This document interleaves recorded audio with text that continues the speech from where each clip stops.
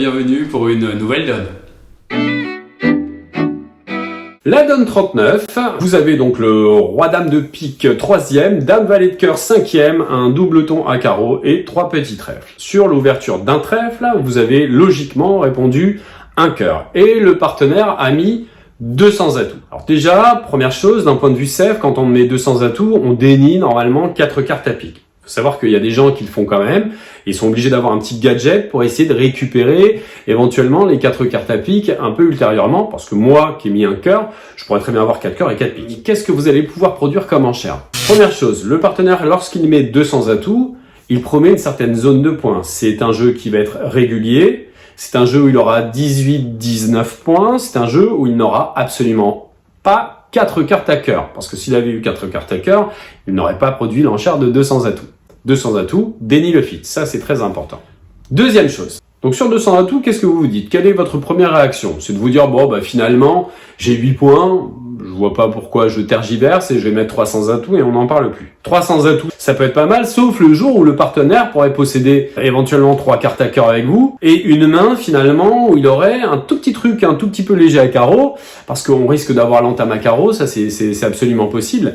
Auquel cas, il faudrait plus lâcher la main, sinon on risquerait de se faire déborder contre 300 atouts. Je ne dis pas que 300 atouts est un mauvais contrat, mais je dis qu'il vaut mieux essayer de prospecter déjà le fit à cœur et savoir si le partenaire n'a pas 3 cartes à cœur dans son jeu. Si on ne peut pas mettre 300 atouts, qu'est-ce qu'il nous reste? On pourrait penser à l'enchère de 3 cœurs. 3 cœurs, non. Je vous dirais que c'est pas une enchère qui est possible, parce que si vous mettez 3 cœurs à ce niveau-là, il faut savoir que c'est une enchère de Schlem, qui va montrer 6 cartes à cœur et l'envie d'aller beaucoup plus loin. En quelque sorte, on ouvre la porte à la nomination des contrôles. On pourrait mettre 4 cœurs éventuellement. Bah non, parce que 4 cœurs, s'il a un doubleton à cœur, on a l'air quand même assez malin. On ne peut pas se permettre de dépasser 300 atouts. Alors, qu'est-ce qui nous reste comme enchère?